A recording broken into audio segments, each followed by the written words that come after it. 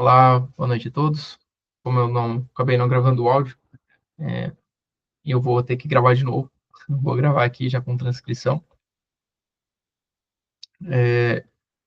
Vamos iniciar hoje o capítulo 6, intitulado A Pedagogia da Educação, segunda parte. Pedagogia da Educação, segunda parte. Na página 209, né, capítulo 6.1. Eu vou seguir aqui até o capítulo 6.4, que se encerra na página 219. Vamos lá. Nessa introdução, o autor ele busca, utilizando os comentários aos textos de Aristóteles, quais seriam os requisitos pedagógicos que a contemplação exige. Ele traz que, além de ser necessário cultivar as virtudes, que a Débora discorreu nos últimos encontros, é necessário desenvolver também a própria inteligência. Mas de que forma? Né? Por meio do estudo da lógica, da matemática e das ciências naturais, né? Além da metafísica. Só após dominar essas etapas é que é possível alcançar a verdadeira contemplação, pois a contemplação supõe o pleno domínio destes conhecimentos anteriores. Lembrando que, como a Débora apresentou no último encontro, essas disciplinas elas eram aceitas sem discussão como pré-requisito da contemplação. Além disso, ele faz um breve comentário no segundo parágrafo da introdução, justificando por que o estudo da metafísica é um pré-requisito para a contemplação e não a contemplação em si, dizendo brevemente que, para se atingir a contemplação, é necessário a perfeita aquisição da ciência metafísica e não simplesmente estudá-la. Então, nas próximas páginas, ele vai se aprofundar e justificar por que essas disciplinas, lógica, matemática e ciências naturais, né, metafísica, são as escolhidas e por que as outras disciplinas que nós temos hoje na nossa base, tais como História e Geografia, não aparecem nessa lista. Essa introdução ela é bastante simples, né? Um pouco simples demais, na minha opinião. Devo dizer que não faz jus ao experiente do conteúdo que ele traz, né, nos próximos subcapítulos. Bom, entrando aqui no capítulo 6.2, ainda na página 209, Lógica, Matemática e Ciências Naturais, ele começa a explicação fazendo justamente o contrário. Primeiro ele justifica por que as outras disciplinas não estão aqui, e depois ele justifica por que estas estão aqui, né? Na página 210, então, ele traz algumas considerações sobre a ausência dessas disciplinas, né, que ele classifica como humanistas, tais como História, Geografia e Literatura. Ele diz que talvez a gente possa pensar que elas não estão aqui simplesmente porque elas não existiam, ou porque elas estavam pouco desenvolvidas, né? Mas ele rebate essa ideia dizendo que boa parte dessas disciplinas já existia na época dos filósofos, né?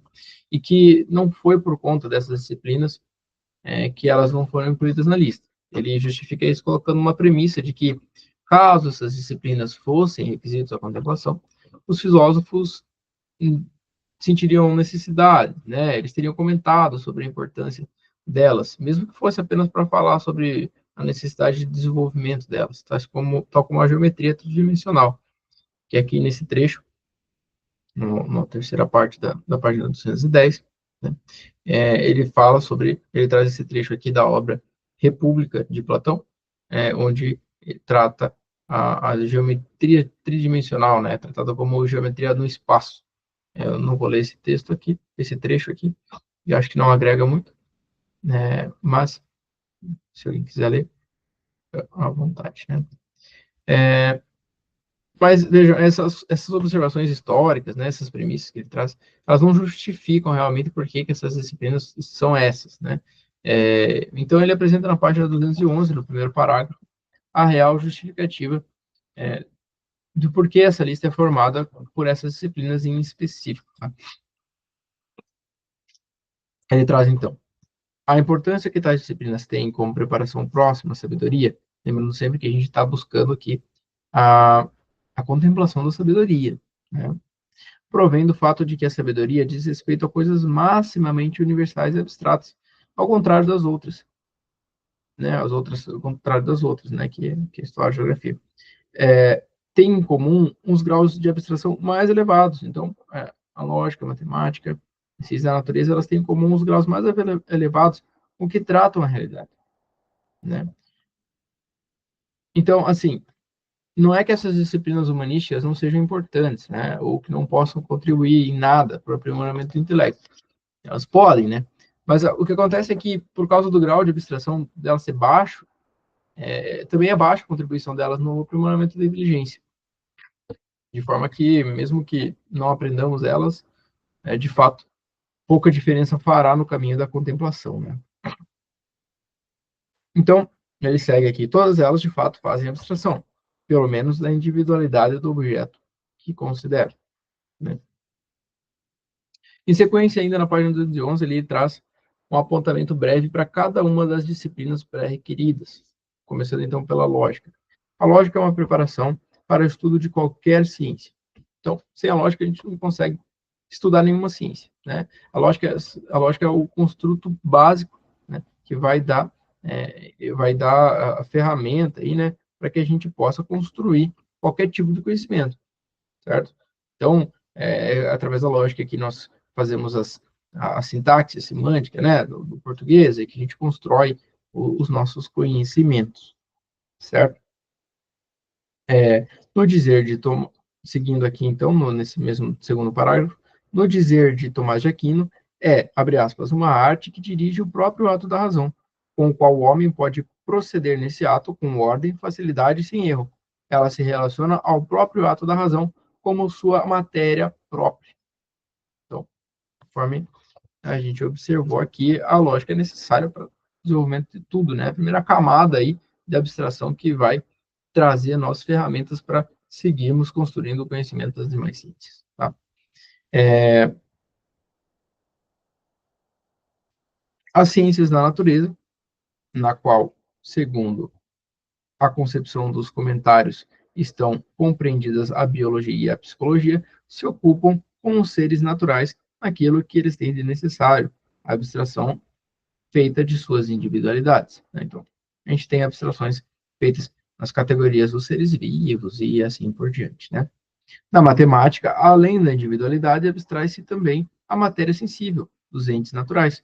Todos, além da matéria sensível dos entes naturais, todos os acidentes, com exceção da quantidade, né? Então, até quando a gente fala, sei lá, em massa, né, peso, é a quantidade de massa, né? Então, na matemática não importa o que é realmente, né? Ela vai tratar os números de uma abstração máxima, né? Trazendo só a quantidade deles, certo? Muito bem. Esses diversos graus de abstração são uma preparação para as considerações da metafísica. Então, veja, é uma escadinha, né? Essas disciplinas, elas vão preparar a nossa inteligência e nos dar capacidade de abstração cada vez maior para que a gente possa chegar na metafísica, que é a última etapa do aprimoramento da inteligência, que vai nos levar à contemplação.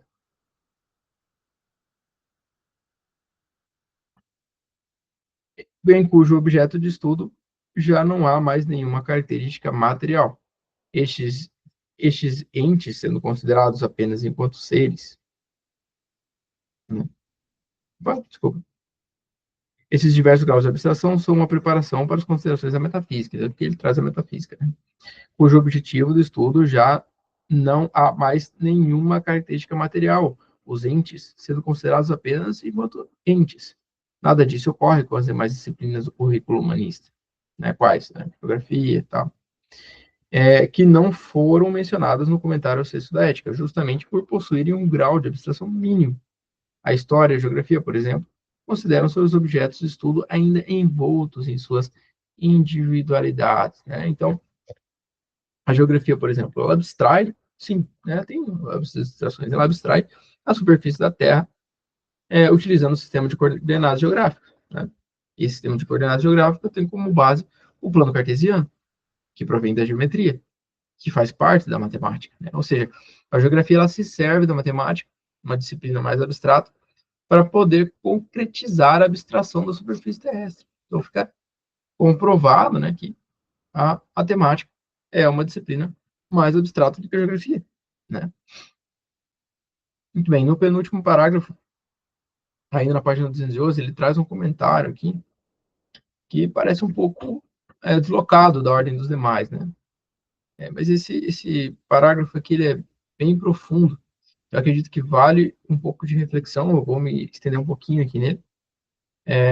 Ele diz assim: ademais, o ser se converte em verdadeiro. Né? O ser se converte em verdadeiro. O que isso significa? Né? Ele está dizendo aqui que o ser e o verdadeiro são comutantes, né? São praticamente comutantes aqui, né? Ele segue aqui, pois o verdadeiro,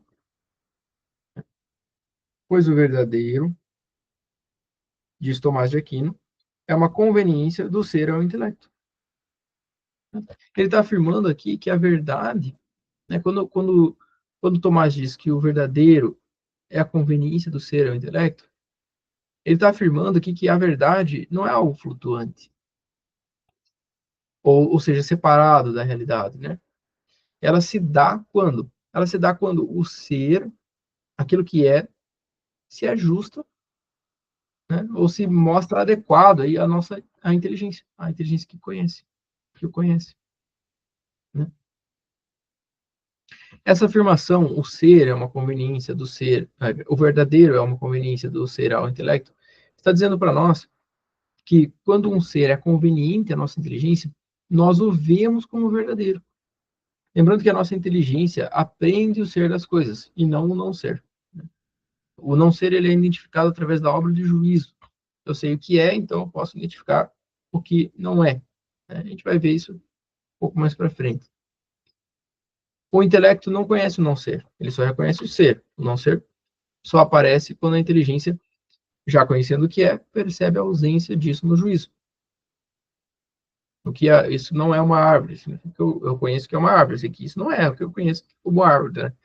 Né? Se eu digo que eu sou bonito, e eu estou dizendo que o atributo beleza em mim é presente, né? Se isso for verdade, né? Pelo que você conhece de beleza, né? Isso será conveniente à inteligência, né? A minha inteligência, eu verei como verdadeiro. Se isso for mentira, ou seja, se a beleza em mim for ausente, diferente, né? Diferente daquilo que você conhece como beleza, então será uma informação falsa, portanto, não será conveniente ao meu intelecto. Isso causará no nosso intelecto uma estranheza, uma sensação de inconveniente.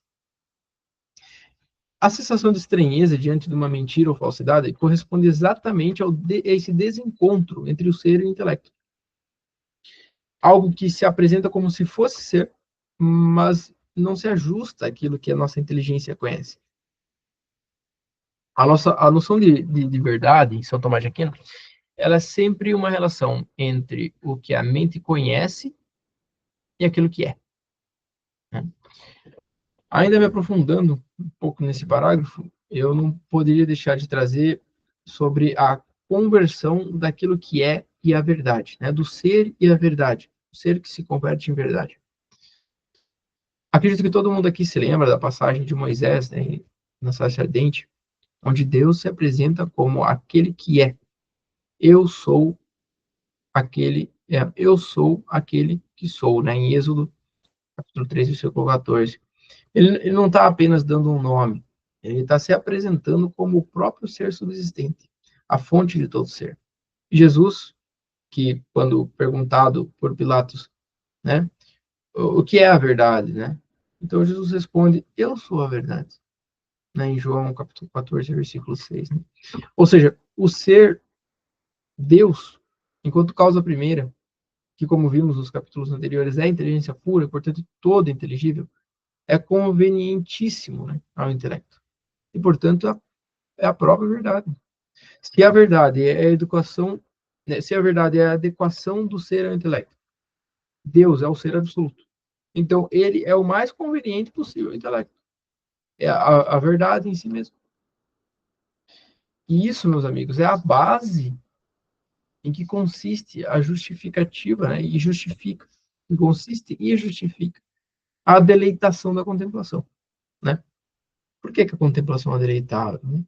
A gente vai ver isso mais para frente no capítulo, no subcapítulo 5, né, o 6.5 ali, na página 19, semana que vem, né?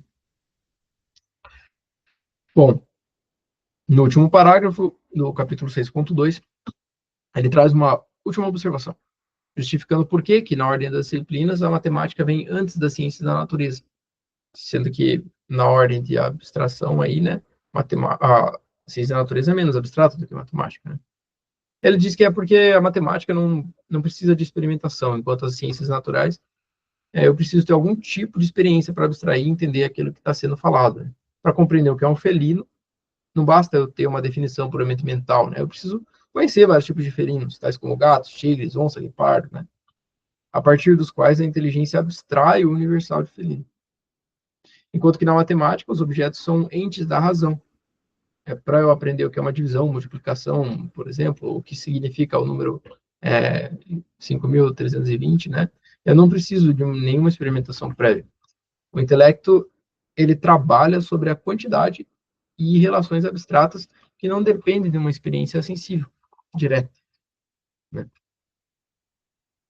Experiência sensível direta, né? Ficar na imaginação também pode ser considerado sensível. Bom, muito bem. Vamos seguir adiante. Capítulo 6.3, né? Metafísica.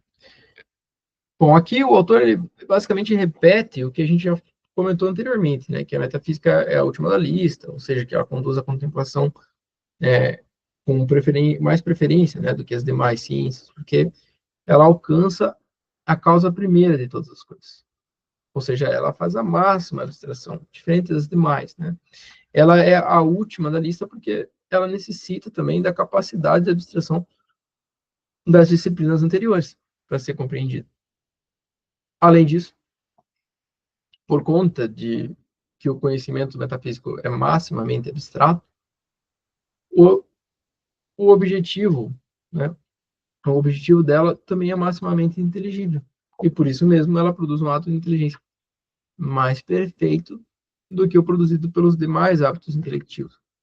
Sendo assim, quando nós chegamos ao pleno desenvolvimento da ciência metafísica, nós chegamos, a gente chama isso, né? Ele diz aqui, né? Nós chamamos isso de contemplação, aqui no terceiro parágrafo da 6.3, né? Então, o que é a contemplação? Né? É o pleno desenvolvimento da atividade da ciência metafísica, certo? 6.4, né? Muito bem. Então, chegamos ao 6.4, página 212. Vamos falar sobre a natureza do ato da contemplação. Eu confesso para vocês que eu tive bastante dificuldade, né, para levar a cabo os parágrafos que se seguem. Talvez vocês também tenham, ou tiveram, ou né, venham ter. Mas eu garanto que o esforço e o sofrimento é muito recompensado quando se chega no capítulo 6.5, onde a gente fala sobre a deleitabilidade da contemplação. Beleza? Bom, em vez de discorrer sobre isso, né, o Donato aqui, talvez tenha achado também difícil de falar sobre isso, porque em vez de discorrer sobre isso, ele prefere trazer aqui um estudo publicado pelo Monsieur Dominique Philippe, não sei se eu estou pronunciando certo, né, mas acredito que seja isso, MD Philippe, que ele publicou em 1949 na Revue Thomiste, e ele faz aqui uma resenha intercalada desse estudo, né? Ele traz aqui que o objetivo, né, final da página 212, aqui, começa a página 213, o autor tem como objetivo, abre aspas, determinar a natureza do ato da contemplação filosófica, tal como Aristóteles parece tê-la concebido.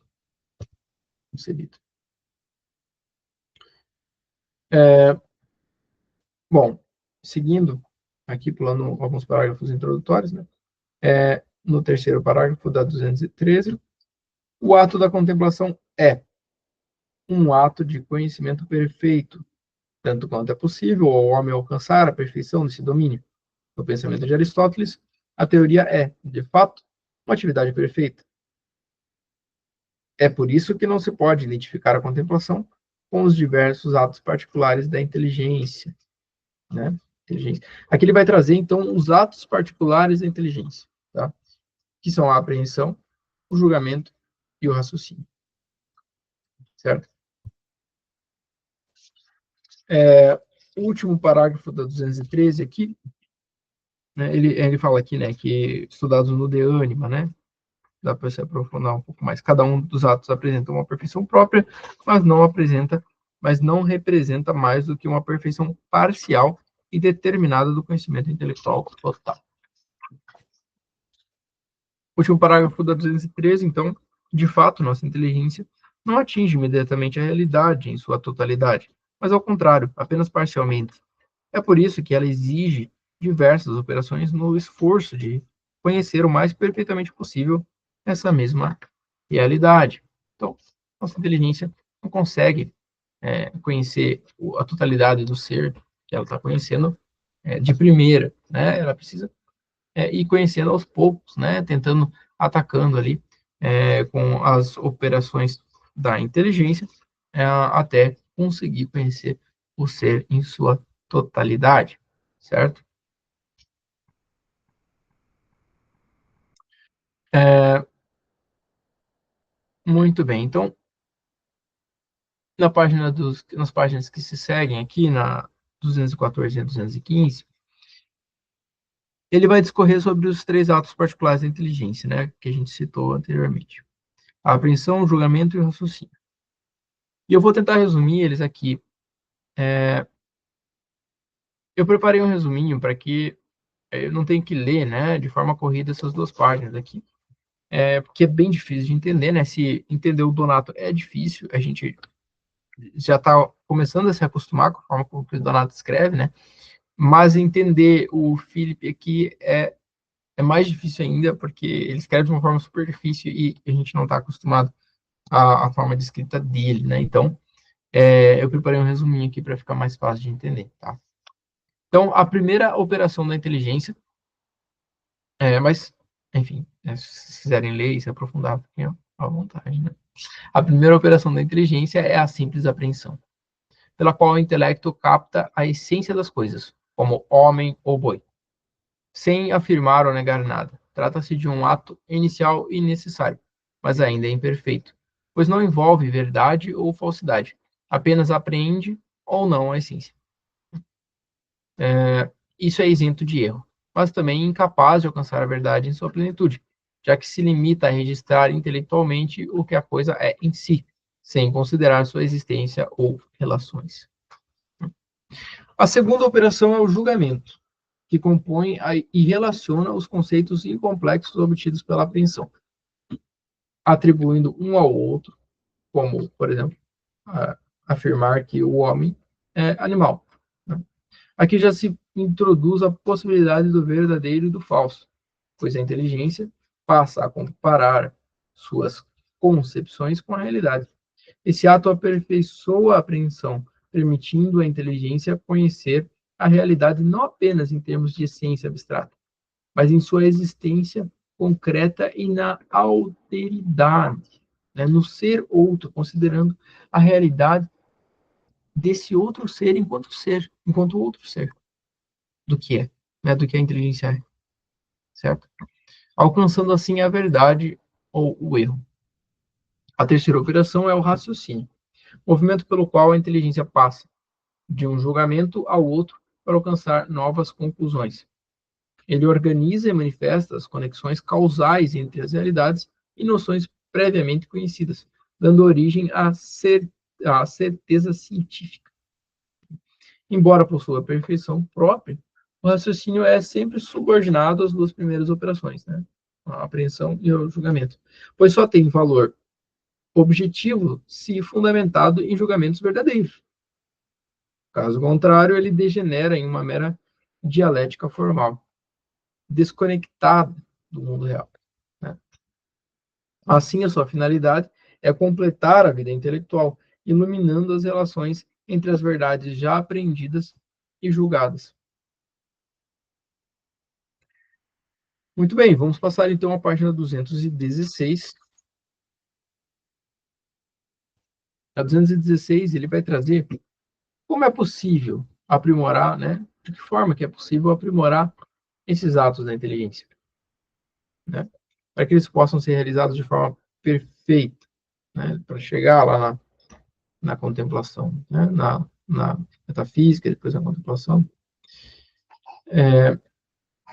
Bom, ele traz aqui, para se realizarem de maneira perfeita, a segunda e a terceira operação da inteligência necessitam de diversos hábitos ou virtudes intelectuais. A segunda e a terceira. E a primeira? A primeira ela não necessita, né, de um hábito para aprimoração, para aprimoramento. Ele vai dizer que a primeira operação, possuindo um modo natural, não tem necessidade imediata das mesmas. E não é, senão indiretamente, que poderá adquirir uma maior acuidade. Então, ele está dizendo basicamente que por ser por ter um modo natural de operação, não tem como aprimorar ela com hábito. Ela é aprimorada de forma indireta, né? Quando a gente aprimora a nossa inteligência como um todo, né? Por o segundo ato de inteligência, o julgamento, ele traz no segundo parágrafo, então, o hábito dos primeiros princípios, como sendo o seu aprimorador, né? Ele traz aqui, abre aspas, a primeira dessas virtudes intelectuais, na ordem da geração, é o hábito dos primeiros princípios, que aperfeiçoa a nossa atividade de julgamento naquilo que lhe diz respeito. Esse hábito intelectual é adquirido quase naturalmente, no sentido em que, na medida em que a inteligência aprende os termos que se compõem os primeiros princípios, tais como o princípio da não contradição, ela atinge por esse próprio fato a sua conexão necessária. Muito bem, como aperfeiçoador do terceiro ato da inteligência, o raciocínio, ele traz aqui o hábito da ciência. Ele diz, abre aspas, a ciência é o hábito do raciocínio perfeito e necessário. Esse hábito é necessário para aperfeiçoar nossa terceira operação intelectual, a atividade racional. Essa atividade, possuindo um modo de movimento, implica em uma potencialidade e uma indeterminação maior do que a do julgamento. Ela necessita, por isso mesmo, de um modo mais premente do auxílio de um hábito para alcançar a sua perfeição. Então, basicamente, ele está dizendo aqui que quanto mais indeterminado e mais potente for um ato de inteligência, mais ele necessitará, né, de um hábito para que possamos levá-lo à perfeição. Aí no quarto parágrafo ele diz: finalmente, o hábito da sabedoria vem aperfeiçoar nossa vida como uma virtude que sintetiza de um modo eminente as perfeições do hábito dos primeiros princípios e dos hábitos das ciências, né? A segunda e a terceira operação da inteligência. É algo de uma ordem superior, na medida em que as primeiras virtudes intelectuais determinam e aperfeiçoam a atividade própria de nossa inteligência, no que diz respeito aos objetos que lhes são imediatamente connaturais. A sabedoria aperfeiçoa a nossa atividade intelectual naquilo que ela possui de mais puro e mais elevado. Ela aperfeiçoa as atividades próprias da inteligência, enquanto tal. Isso é, as atividades especificadas imediatamente pela própria inteligibilidade do ser considerado em si mesmo. Atividades que se desembocam na demonstração da existência do ser primeiro e da substância primeira. Olha só, substância primeira. O hábito da sabedoria confere, de fato, à nossa inteligência uma nova determinação e uma nova eficácia, que lhe permite alcançar explicitamente seu objetivo último e determinativo. E terminativo. Muito bem. Seguindo então, porque está bem explicadinho, né? Então vou ler mesmo o parágrafo. As ciências são necessariamente múltiplas, pois elas aperfeiçoam o movimento da razão. Esse movimento é especificado por diversos princípios, por princípios próprios e particulares, que são diversos, né? Então ele está dizendo que as ciências elas têm que ser múltiplas. Por quê? Porque elas vão aperfeiçoar o movimento da razão, que é especificado por princípios próprios e particulares, né? Tem muitos princípios próprios e particulares, então por isso a gente tem que ter muitas ciências, né? Então aqui entra lógica, matemática, né? Ciências de todo tipo, né? A gente precisa, elas são múltiplas por conta disso, certo? A sabedoria, ao contrário, à medida em que é a perfeição última da inteligência, é simples e indivisível, né? Então, sabedoria não é múltipla. Ela é simples e indivisível. Mas de uma simplicidade e uma indivisibilidade completamente diferentes daquelas da primeira operação, né? Da simples apreensão. Trata-se de uma simplicidade e indivisibilidade de perfeição análogas às das primeiras, às das substâncias separadas, né? Substâncias separadas, né? São os anjos, tá falando de anjos, né? E da causa primeira. Pô, qual que é a causa primeira? É Deus, né? Ele está basicamente dizendo aqui, né, que, né, é semelhante a Deus. Então, sabedoria é semelhante a Deus. Ora, nós sabemos que Deus é a própria sabedoria, né? Continuando, e não obstante, esse único ato da sabedoria está na origem de atividades de tipos diversos. Atividades científicas, defensivas e contemplativas. Defensivas, né? E contemplativas, que se realizam com uma perfeição que lhes é toda particular. As demonstrações científicas que procedem do hábito da sabedoria são normalmente mais rigorosas e mais certas do que aquelas das demais ciências. Os julgamentos, obras do hábito da sabedoria, são os mais penetrantes, os mais exatos.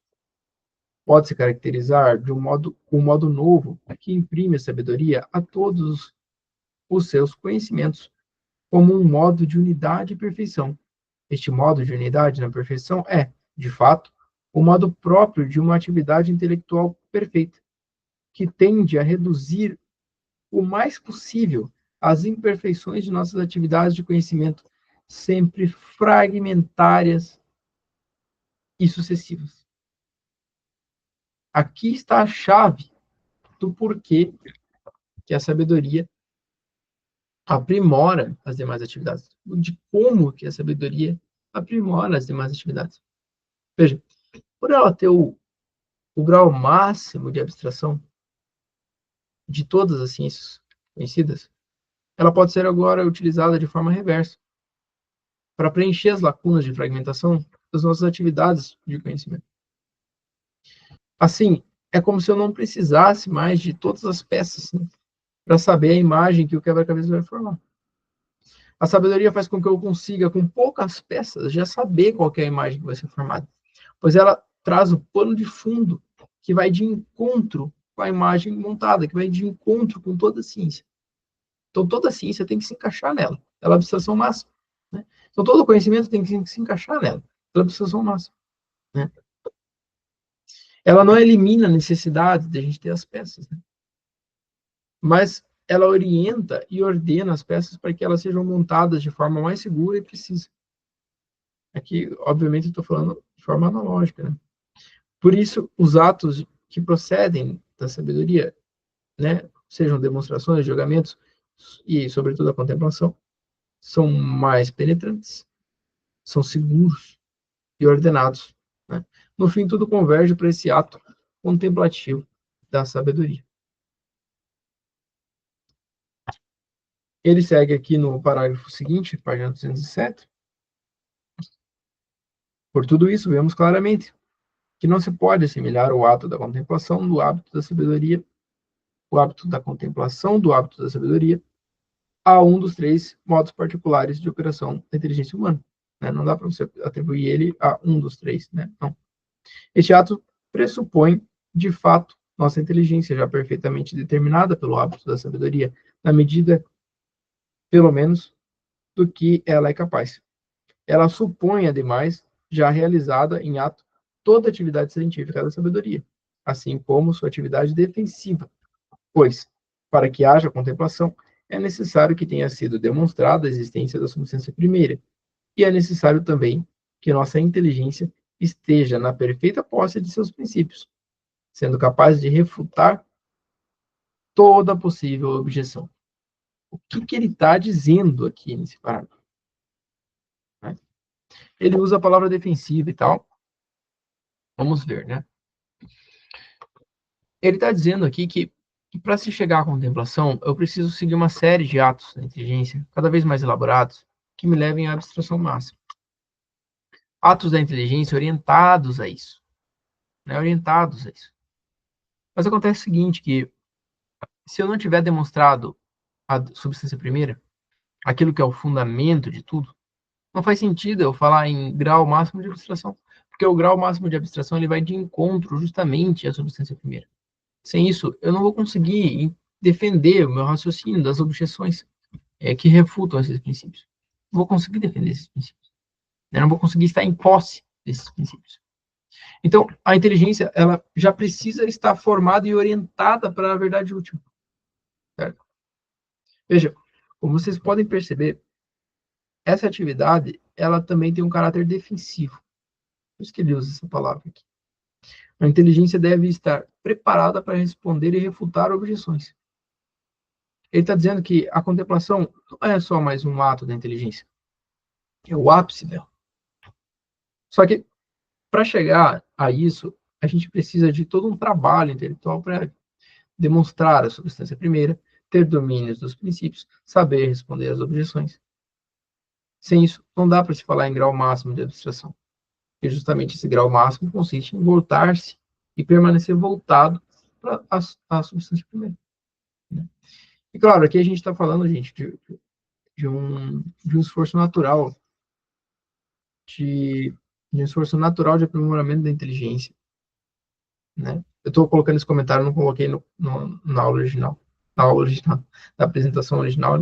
Estou colocando esse comentário, acho que é pertinente, até pelo que eu vou falar depois, pelo pedido da Dani, para colocar a parte da mística, né? É claro que aqui a gente está tratando de forma natural a inteligência do homem, né? Deus pode trazer e infundir aqui uma capacidade de abstração maior, com conhecimentos elevados dele mesmo, né? Que é o que acontece na via mística, né? E não só na via mística, mas assim, ao longo do nosso processo de santificação, tá? Então, não necessariamente alguém precisa, para chegar à contemplação máxima, precisa passar pela matemática, né, lógica e tudo mais, se essa capacidade de abstração for infundida na alma da pessoa pelo próprio Deus, entendeu? Deus tem essa capacidade, né? Então, veja que com a revelação, né, com a boa nova, nós temos agora um atalho, né? Podemos chegar à contemplação de uma forma muito mais eficaz, uma velocidade muito maior, né? Que os filósofos tinham. Eles não tinham esses atalhos, né? Eles não tinham Deus infundindo isso. Talvez até Deus possa, com certeza Deus tinha a participação, né, na, na, no aprimoramento deles, mas não de forma tão efusa assim, como nós temos, né, na Igreja Católica, né? Bom, continuando.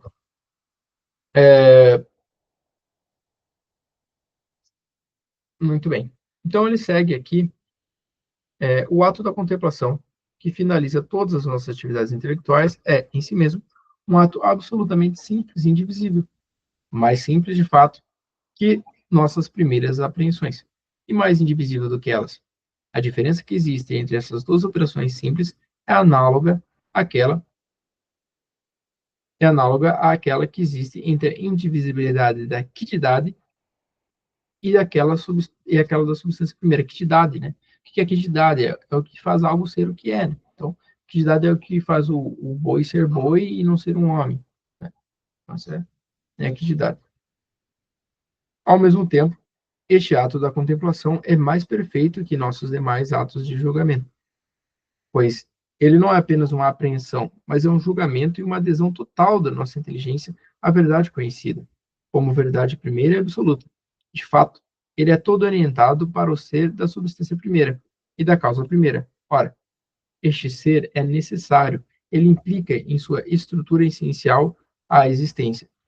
O ato da contemplação filosófica alcança, deste modo, de uma certa forma, o ser da substância primeira, sua existência.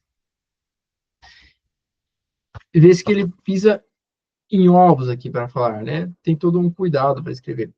Porque ele está basicamente dizendo aqui que nós estamos alcançando Deus, né? Filosoficamente falando. Seguindo, então, é necessário, portanto, que este ato possua as perfeições da segunda operação. Qual é a segunda operação? É o julgamento. Isso é, que ele tenha seu término a própria realidade da coisa, porque esse é o objetivo do julgamento, né? Então, relembrando, né?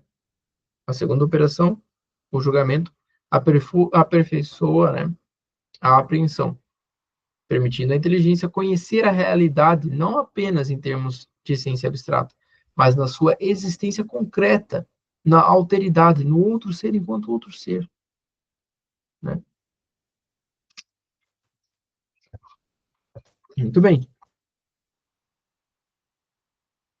muito bem. Por outro lado, este ser singular é alcançado enquanto causa primeira, enquanto causa e princípio de todos os seres.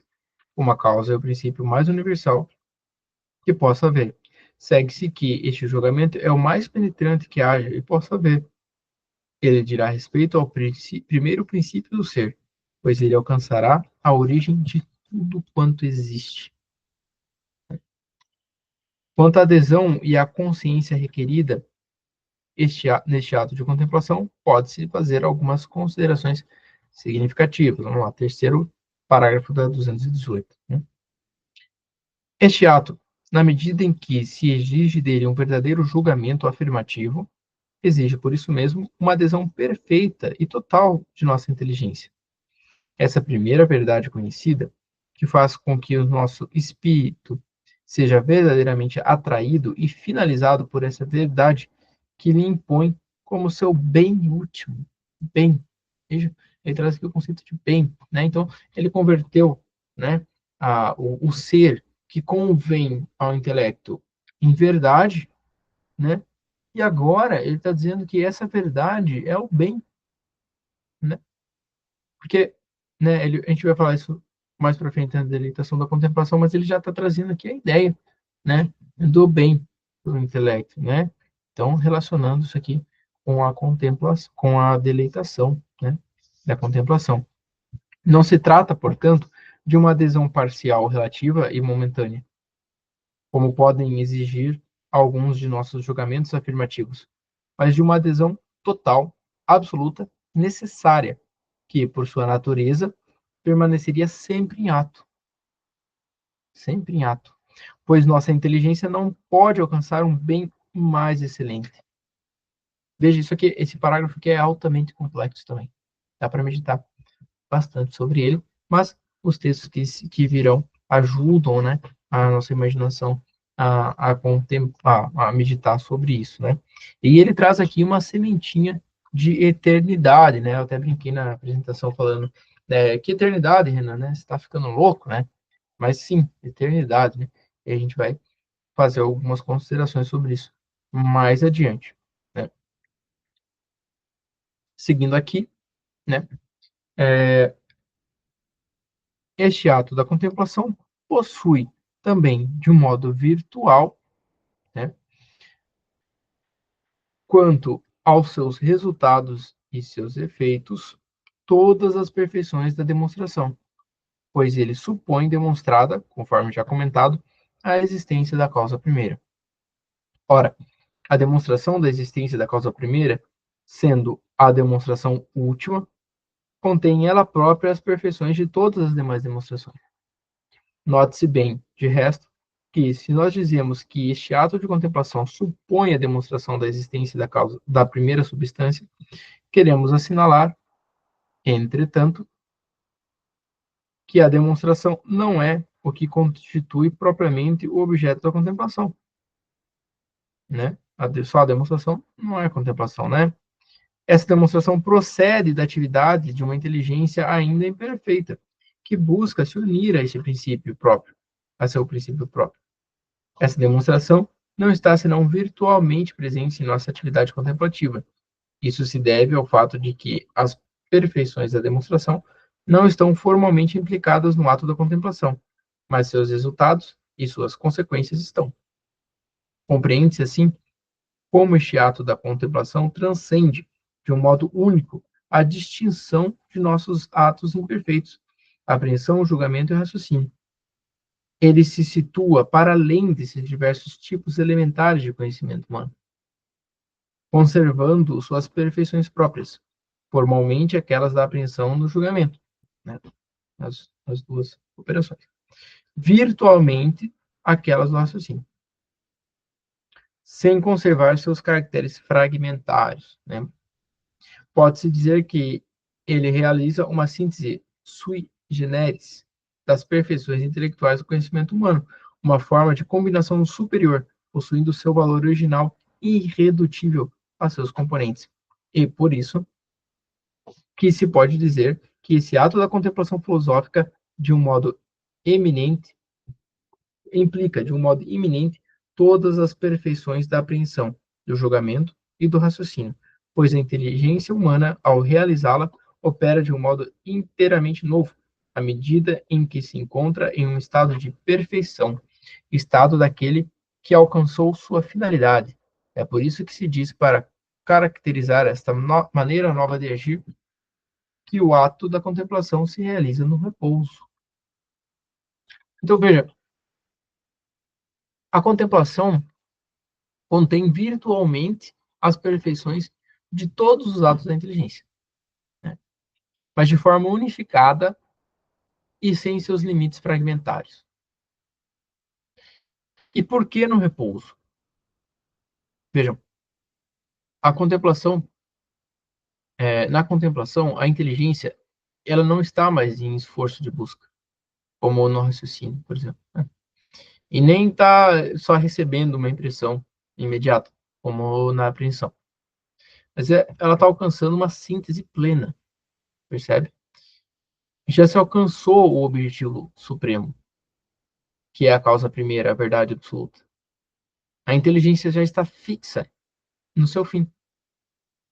Ela não precisa mais vagar ou se corrigir, né? A partir dessas considerações, será fácil explicar como este ato possui, seguindo aqui, desculpa, no primeiro parágrafo da 219, a partir dessas considerações será fácil explicar como este ato possui em si mesmo uma estabilidade e uma firmeza únicas, pois ele é o término último de todas as nossas atividades, né? Todas as outras nossas atividades, todas sendo por causa dele, mediatamente ou imediatamente. Somente ele sendo buscado por si mesmo e uma intensidade de operação igualmente única, pois ele é perfeitamente ato lembra alguma coisa, né? Escapando a toda a possibilidade de fadiga ou mudança. Se, de fato, nosso ato de contemplação filosófica não dura sempre, isso se deve a razões extrínsecas à sua natureza. Aqui ele não entra em detalhes, talvez entre em detalhes porque dessas razões extrínsecas à natureza futuramente no livro, mas ele achou que não era importante aqui, eu também não vou me aprofundar, né? Mas ele segue dizendo algo belíssimo, né? É, mas, né, nele mesmo, no próprio ato, em sua estrutura essencial, esse ato escapa ao tempo. Em certo sentido, pode-se dizer que ele se assemelha à eternidade da vida divina. Imperfeitamente, é verdade, mas de um modo real. É por isso que esse ato possui uma duração interior única, uma continuidade que não é mais comparável com a continuidade de tempo físico e mesmo com a continuidade psicológica das demais operações. Belíssimo, belíssimo. Veja, a pedido da Daniele, eu vou incluir aqui uma observação a respeito da contemplação mística, né? Em santos como São Tomás de Aquino e Santa Teresa d'Ávila, né, São João da Cruz, né, veja, o que o Felipe descreve aqui é uma característica do ato da contemplação, né, de contemplação filosófica, né? Por ser ato puro, não ordenado a mais nada além de si mesmo, ele participa analogicamente da eternidade, né? Ele não é eterno em sentido próprio, mas ele possui uma duração interior que não depende do tempo físico e nem de nenhum fluxo psicológico comum, né? Quando a gente aplica isso às contemplações místicas, especialmente aquelas que a tradição nos relata, né, dos santos, essa analogia ela se torna ainda mais forte. A contemplação mística, ela não apenas participa analogicamente da eternidade, né? Ela se enraiza diretamente em Deus, que é eterno. Por isso, os santos experimentam uma suspensão das categorias normais do tempo. É daí que vem o testemunho de que eles não sentem o tempo passar, né? Eles não sentiam o tempo passar. Nesse estado, há um sabor de eternidade, né? O ato interior, ele é vivido como algo sem começo, sem meio ou fim, né? Quando a gente fala no sentido cronológico, eles sentem essa experiência como um ato sem começo, sem meio, sem fim, eterno, né? Mesmo que no tempo físico dure apenas alguns minutos ou horas, né?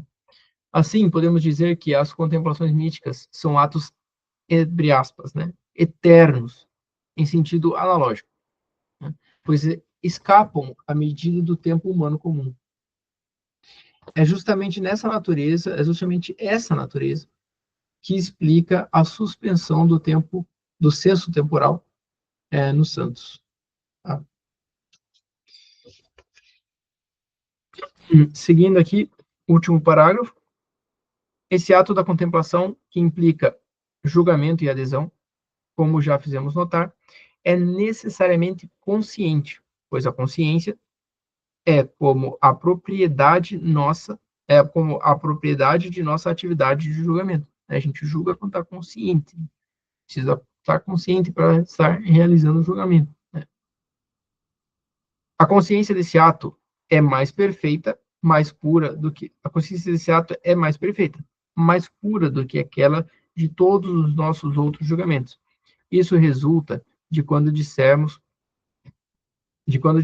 isso resulta de quando dissemos sobre o caráter próprio do julgamento, implicado no ato da contemplação.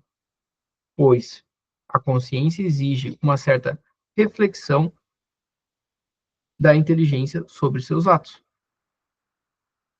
Reflexão que não pode se fazer perfeitamente, a não ser que esse ato seja estável, fixo e permanente. Veja, então, a consciência, ela reflete sobre os próprios atos dela, a inteligência, né?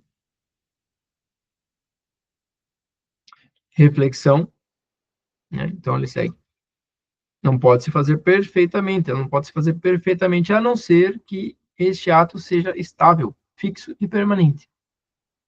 Quanto mais o ato tem um modo transitivo, menos sua consciência pode ser perfeita. Entretanto, deve-se notar que, dado o caráter inteiramente teorético e especulativo desse ato, não se trata aqui de uma consciência de ordem sensível ou afetiva, mas de uma consciência puramente intelectual. Vejam, ao falar que não se trata de uma consciência de forma sensível e afetiva, o autor encerra aqui, o Donato encerra aqui o 6.4, né?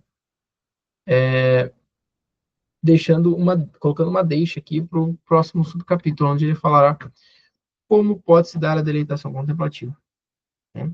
Então, se é puramente, né, teorético, né, especulativo, está no nível totalmente acima, né, na inteligência, na nossa alma espiritual, né? Então, como ele pode ser deleitável, né? Dizendo que a gente costuma dizer que a deleitação, geralmente, a gente atribui a coisas sensíveis, né? Uma boa comida, uma música, né? Então, como que isso pode se dar, né? Então, ele vai se aprofundar nisso nesse próximo capítulo 6.5, que trataremos na semana que vem. E eu encerro, meus amigos, por aqui, os meus comentários. Você chegou até aqui, muito obrigado. E nos vemos na semana que vem.